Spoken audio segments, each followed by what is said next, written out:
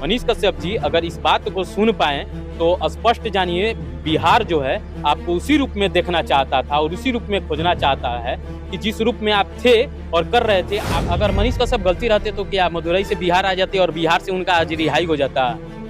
अगर मनीष कश्यप पर गलती रहते तो उन पे लगे हुए धाराओं के मुताबिक तो उन्हें मदुरई रहना चाहिए और वो भी अभी जेल में होना चाहिए। नहीं, मनीष कश्यप ऑलरेडी चुनाव लड़ चुके हैं एक बार और उन्हें कोई पॉलिटिकल चेहरा बनाना जरूरी नहीं हो, ऑलरेडी बन चुके हैं। मनीष कश्यप एकलौता ऐसा व्यक्ति है जिन्होंने बगैर कोई पद पावर के रहते हुए डायरेक्ट सरकार से लड़ा। वो आ रहे हैं और इस चाह में वो अपने आप को नहीं मैनिफेस्टो कर पाए, समाज के सामने नहीं दिखा पाए, तो वो चाह जब मिट जाएगी तो फिर दोबारा थोड़ी बन पाएगी। जब से खबर निकल के आ रही है कि मनीष कश्यप जेल से बाहर आ रहे हैं तब से एकदम सोशल मीडिया पे उनके सपोर्ट में काफी पोस्ट आ रहे हैं। इन सभी तमाम मुद्दों पर बात करेंगे। हमारे साथ अभिषेक पांडे हैं, बिहार युवा मोर्चा के संस्थापक अध्यक्ष हैं, इनसे बात करेंगे। सबसे पहले स्वागत है।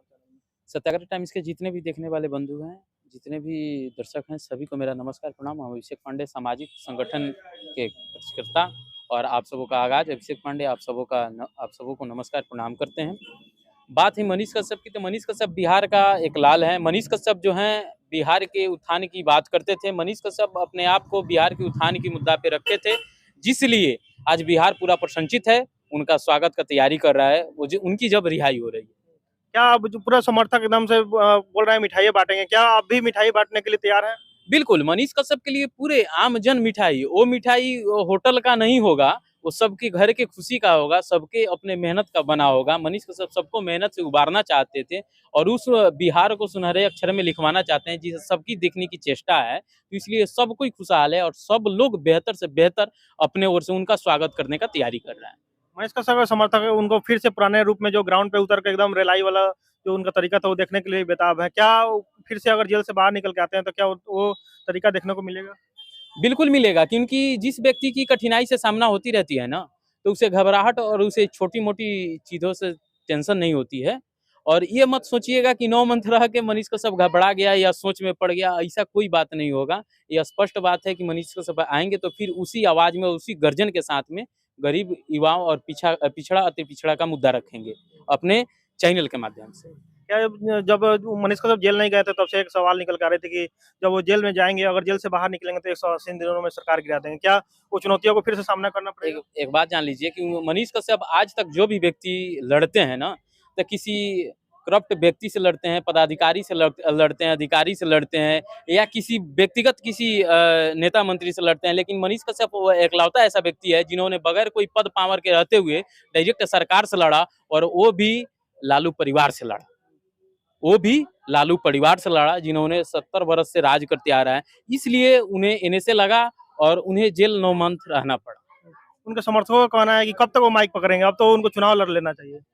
चुनाव लड़ लेना चाहिए, ये बहुत हमको लग रहा है कि जहां तक ये बोल रहे हैं समर्थक ना, तो उनको विशेष जानकारी नहीं। मनीष कश्यप ऑलरेडी चुनाव लड़ चुके हैं एक बार और उन्हें कोई पॉलिटिकल चेहरा बनाना जरूरी नहीं हो, ऑलरेडी बन चुके हैं और उन्होंने पहली बार विधानसभा का चुनाव लड़ा था जिसमें उनकी पराजय हुई थी कुछ मतों से, जिसके बाद उन्होंने पुनः अपना पूरा गरीब और पिछड़ा की आवाज रखने के लिए पूरे मजबूती से एक चैनल का माध्यम अपनाया और जिस माध्यम से उन्होंने अपनी बात को रखना प्रारंभ किया था, उसके बाद उन्होंने उस हद तक बिहार को सींचना चाहा जिसे सब कोई सोचते हैं और उस सींचते उस मुकाम को पहुंचाने वाले थे। तब तक बीच में सरकार की अड़चन आ पड़ी और सरकार पे उन्होंने मुद्दा रख दिया जिसके एवज में उन्हें जेल खटना पड़ा।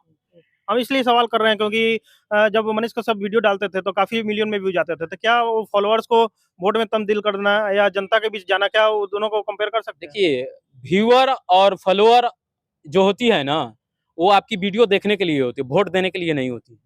आपकी व्यूअर जो होती है, फॉलोअर होती है, वो वीडियो देखने के लिए होती है, आपको वोट देने के लिए नहीं। शायद अगर वैसे होता तो बहुत सारे लोग वैसे नेता बन चुके होते और बहुत सारे लोग पार्लियामेंट के सदस्य रहते, लेकिन ऐसा कदाचित नहीं है। वीडियो देखना अलग बात है, सब्सक्राइब करना अलग बात है, यूट्यूब पर हो, फेसबुक पे हो, इंस्टाग्राम पे हो, ट्विटर पे हो, ये अलग बात है फॉलोअर कमा लेना।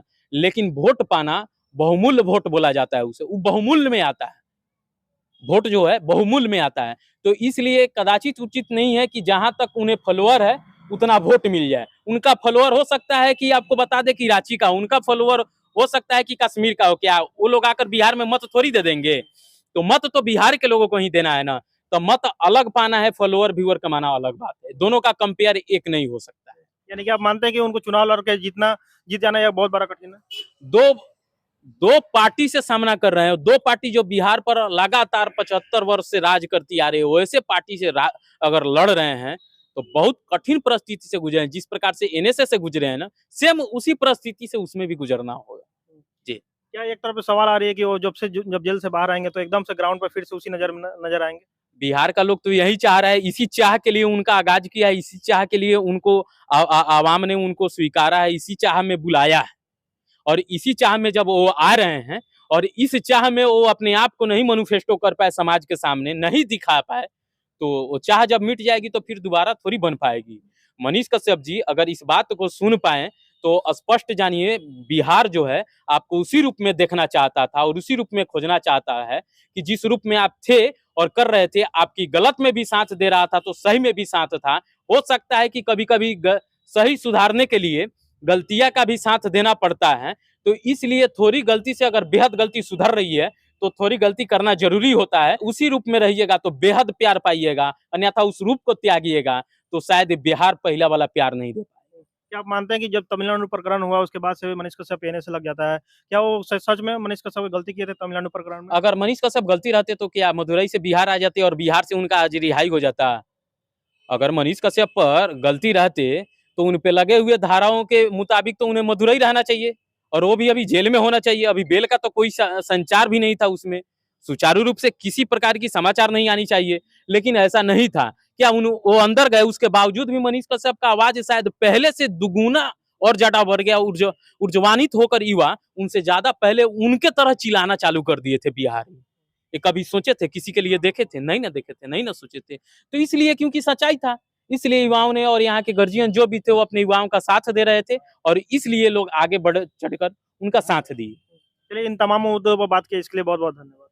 जितने भी दर्शक हैं सबका धन्यवाद और आपको भी बहुत बहुत